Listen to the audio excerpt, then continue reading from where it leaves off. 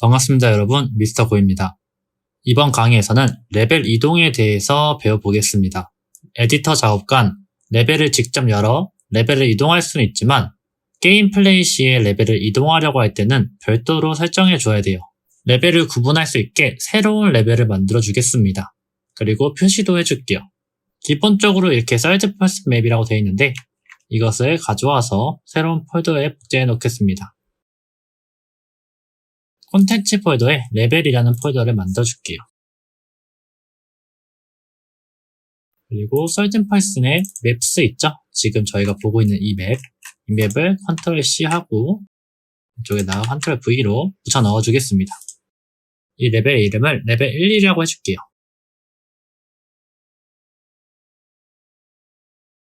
그리고 컨트롤 N을 눌러서 베이징 레벨도 하나 만들어주겠습니다.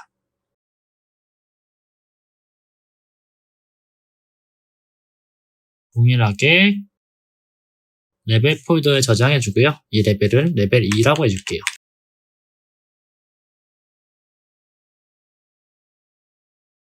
오픈월드까지도 한 개 더 만들어주겠습니다. 이 레벨 같은 경우는 레벨 3이라고 해줄게요. 간단하게 준비는 되었고요. 3인칭 캐릭터 있죠? 퀸이가 있는 3인칭 캐릭터의 이벤트를 통해서 해당 레벨들을 오고 가볼게요. 이벤트 그래프로 넘어가 주고요. 이벤트를 통해서 이 레벨들을 오고 갈 건데 간단하게 키보드 1, 2, 3번을 통해서 이동해 볼게요.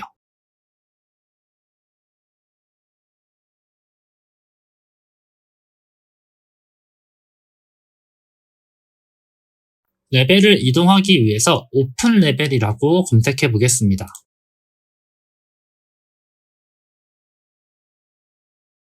오픈 레벨이라고 검색하면 이렇게 by name과 by object reference가 있어요.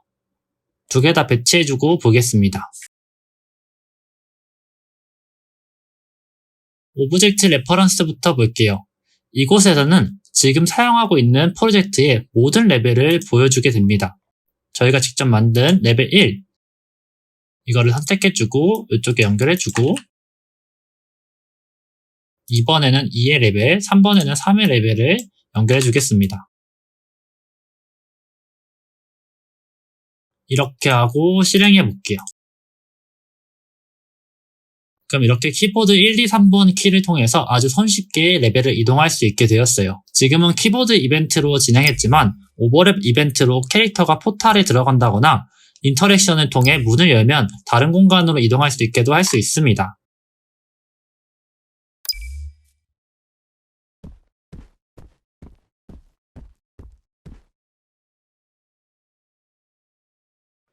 생각보다 굉장히 간단하죠? 다시 블루프린트 돌아와서 이번에는 by name을 한번 살펴볼게요. by name을 보면 오브젝트 레퍼런스와는 크게 다른 건 없고 레벨 이름을 직접 입력해야 돼요. 이름이 다를 경우 작동하지 않으니 가급적이면 레벨 이름을 복사해서 붙여넣는 것을 권장드리겠습니다. 레벨을 클릭하고 F2키를 누르면 이름 변경할 수 있는데 이 상태에서 컨트롤 C를 누르고 여기 오픈 레벨에다가 컨트롤 V로 붙여 넣어주겠습니다.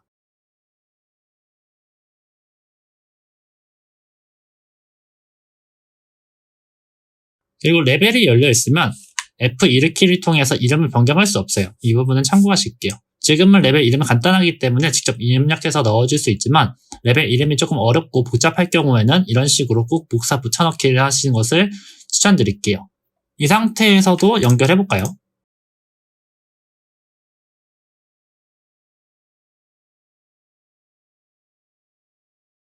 네, 그럼 by object reference와 동일하게 적용이 되는 것을 알 수 있습니다. 저 같은 경우는 특별한 경우가 아니라면 오브젝트 레퍼런스를 사용하는 편이에요. by name을 사용할 경우 혹여나 레벨 이름을 변경했을 때 깜빡하고 이 부분을 수정하지 않을 수도 있거든요. 다음으로 팁을 하나 드리면 지금은 레벨이 3개밖에 없지만 추후에는 수십 개 혹은 수백 개의 레벨을 만들게 될 텐데요. 그럴 때마다 하나하나 블루프린트를 열어서 들어가서 수정하기는 조금 불편합니다. 한 가지 팁을 드릴게요. 추후에는 오버랩 이벤트나 인터랙션을 통해서 주로 레벨을 이동하게 될 텐데요. 간단하게 이곳에 블루프린트를 만들어서 보여드리겠습니다.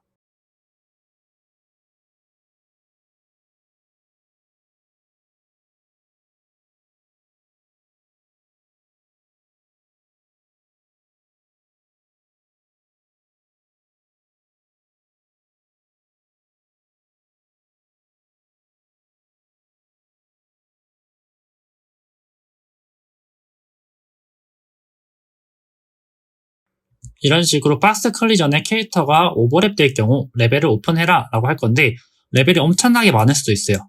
그리고 그럴 때마다 블루 포인트 들어가서 수정하기란 귀찮습니다. 이 월드 변수를 생성해주고 인턴스 편집을 활성화해줄게요. 그리고 나서 레벨을 배치해보겠습니다. 그럼 우측 디테일 패널에서 레벨을 직접 지정해줄 수 있어요. 이런 식으로 복제해서 사용해주면 굉장히 편리하겠죠?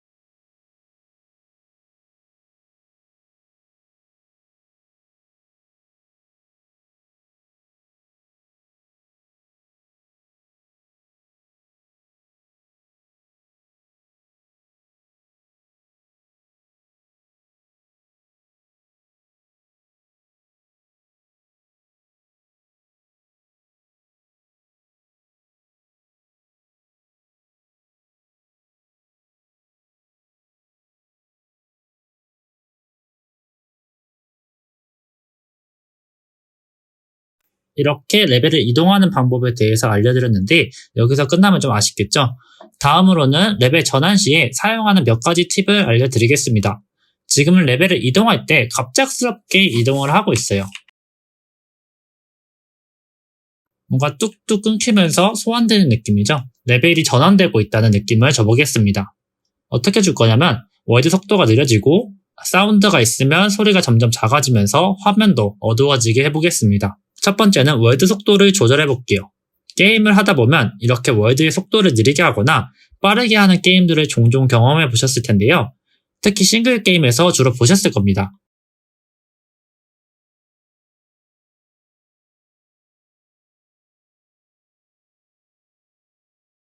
다시 캐릭터 블루프린트로 돌아가서요. 이곳에 Set Global Time Duration이라고 검색해 보겠습니다. 설명을 보면 글로벌 시간을 빠르게 혹은 느리게 흐르게 설정합니다 라고 되어 있어요. 타임 딜레이션의 1을 기준으로 값이 커질수록 속도가 점점 빨라지고 값이 작아질수록 느리게 설정할 수 있습니다. 키보드 T를 누르면 속도가 느려지고 다시 누르면 원래 속도로 돌아오게 설정해 볼게요.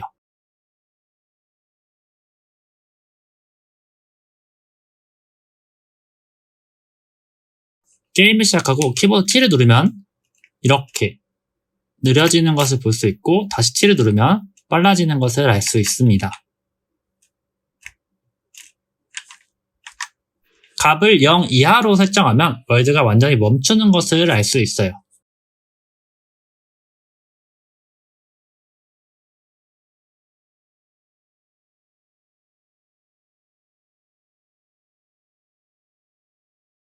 월드는 멈춰있지만 카메라는 자유롭게 움직일 수 있습니다.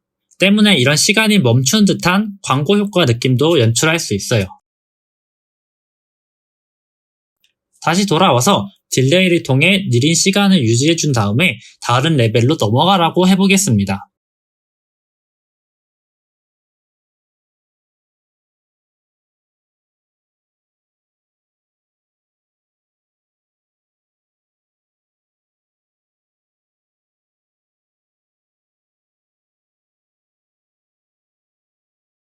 이렇게 키보드 이벤트를 실행하면 월드 속도가 반으로 느려지고 5초 후에는 레벨을 이동하겠죠?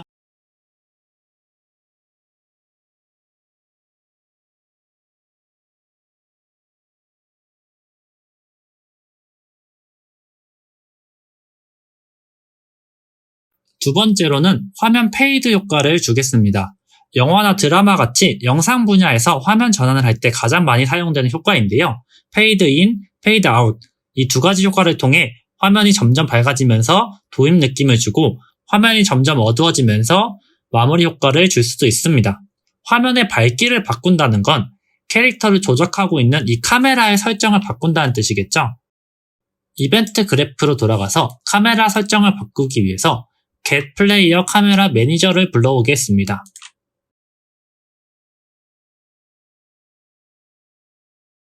이 노드의 설명을 보면 지정된 플레이어 인덱스에 플레이어 컨트롤러에 대한 카메라 매니저를 반환합니다 라고 되어 있어요. 카메라 매니저, 즉 카메라 관리자에 액세스하여 카메라의 동적인 속성을 조작할 수 있는데요.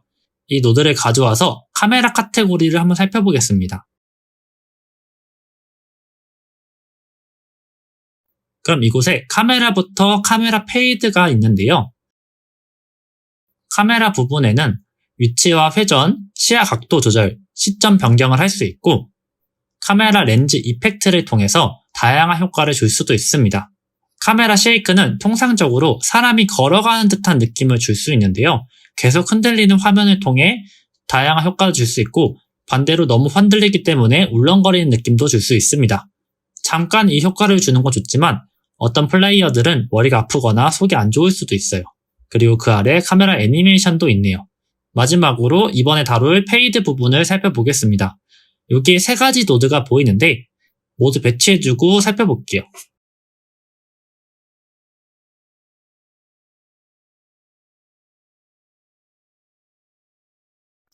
가장 먼저 스타트 카메라 페이드부터 살펴보겠습니다.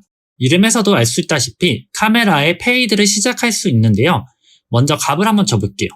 from 알파에는 1의 값을 주고요. to 알파에는 0의 값을 주고 듀레이션은 5의 값을 주겠습니다. 그리고 이 상태에서 begin 플레이에 한번 연결해 볼게요.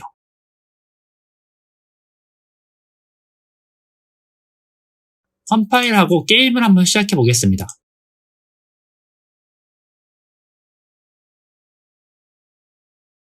느껴지시나요? 다시 한번 더 실행해 볼게요. 지금 보시는 것처럼 게임을 시작하면 처음에는 어두웠다가 서서히 밝아지는 것을 알 수 있어요. 이번에는 반대로도 한번 해보겠습니다. 이번에는 반대로 5초 있다가 서서히 다시 어두워지게 해볼게요. from 알파에 0을 주고 to 알파에 1의 값을 주겠습니다. 듀레이션은 5로 둘게요. 이 상태에서 한번 게임을 시작해 볼게요. 그럼 이렇게 자연스럽게 밝아졌다가 다시 어두워지는 것을 알 수 있습니다. 근데 어두워지다가 갑자기 다시 밝아졌죠? 어두워진 상태로 유지해 볼게요. 노드의 가장 아래 부분을 보면 hold when finished 부분을 true로 바꿔주겠습니다. 이름에서처럼 fade를 계속해서 유지해주겠다는 뜻인데요. 이 상태에서 컴파일하고 한번 볼게요.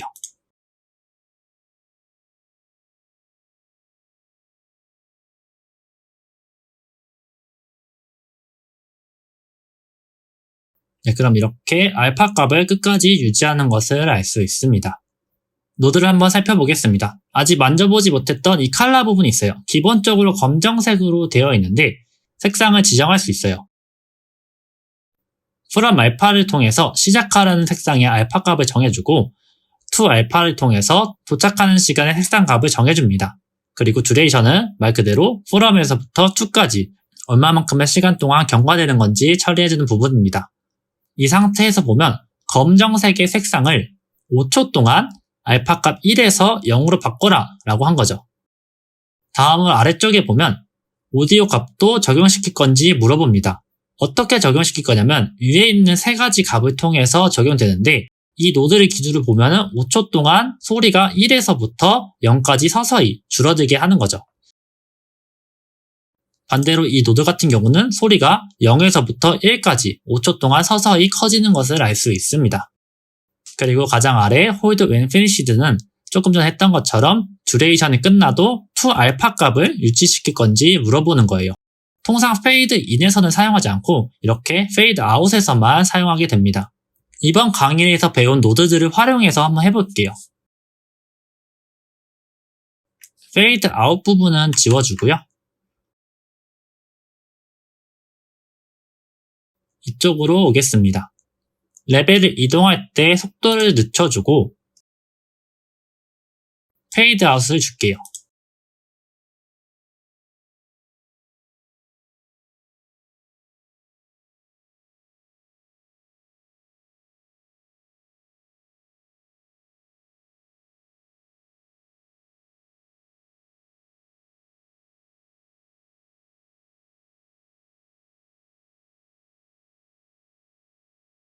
이렇게 이벤트를 통해서 월드의 속도를 늦춰주고 그리고 페이드 효과를 준 다음에 페이드 효과를 주고 있는 동안 기다려주기 위해서 딜레이 값을 줍니다. 그 다음에 레벨을 전환하라고 해볼게요.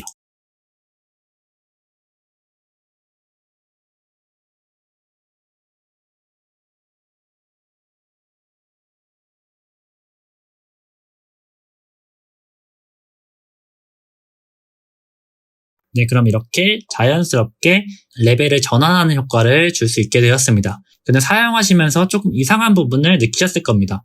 분명 딜레이를 5초를 줬는데 5초 이상으로 시간이 긴 것 같아요.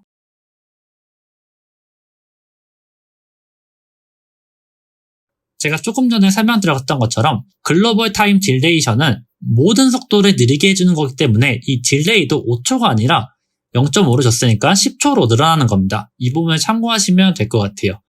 그래서 이 딜레이를 월드의 5초가 아니라 실제 시간의 5초로 처리하고 싶다면 글로벌 타임 딜레이션이 0.5니까 여기를 2.5로 바꿔주면 되겠죠. 그리고 페이드에 있는 듀레이션도 2.5로 바꿔주겠습니다.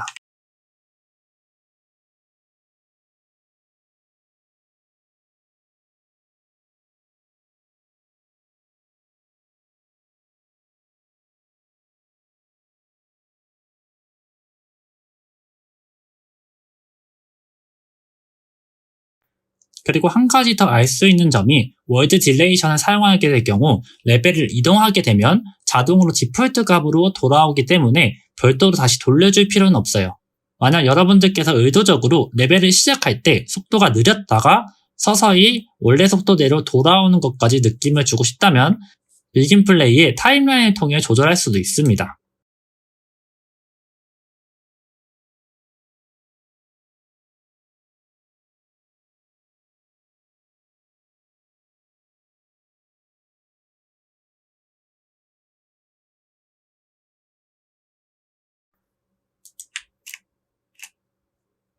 그럼 이렇게 게임을 시작할 때 느렸다가 서서히 돌아오는 것을 알 수 있어요. 다시 돌아와서 나머지 두 노드를 살펴보겠습니다. 앞서 이 노드를 살펴봤기 때문에 다른 두 개의 노드는 금세 아실 것 같아요. 스탑 카메라 페이드 같은 경우는 페이드 도중 정지시키는 노드입니다. 타임라인의 스탑과 동일한 부분이라고 생각하시면 됩니다. 다음으로 셋 매뉴얼 카메라 페이드 같은 경우는 키프레임을 직접 지정해 줄 수가 있어요. 기본적으로 있는 스타트 카메라 페이드 노드 같은 경우는 애니메이션 키프레임이 약간 이런 느낌으로 설정되어 있습니다. 때문에 원하는 느낌을 주기 위해서는 from과 to 값을 조금 더 많이 주거나 더 적게 줘서 원하는 느낌을 내줄 수 있지만 이럴 경우 오디오 값도 같이 설정하게 되면 사운드가 굉장히 이상해지기 때문에 타임라인을 통해서 더욱 디테일하게 원하는 느낌을 줄 수 있어요. 네, 이렇게 런타임 중에 레벨을 이동하는 방법과 부드러운 레벨 전환 효과에 대한 몇 가지 팁을 배웠는데요. 어려운 내용이 아니니까 복습하시는 겸 오버랩 이벤트를 통해서 문을 열고 지나가면서 다른 레벨로 이동하는 연출을 한번 만들어 보세요.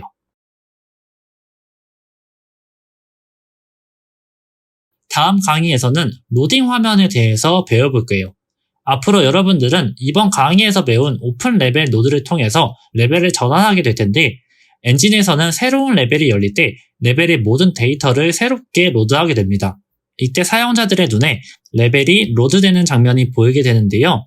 지금은 레벨에 많은 액터들이 배치되어 있지 않지만 복잡한 컨스트럭션 스크립트를 가진 블루프린트나 레벨 인스턴스 같은 경우는 사용자들에게 로드되는 장면이 더욱더 잘 보여요.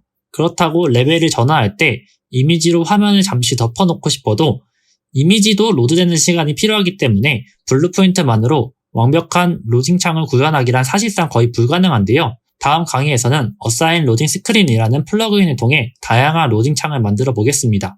다음 강의는 정말 기대하셔도 좋을 것 같아요. 이상으로 미스터 고였습니다. 감사합니다.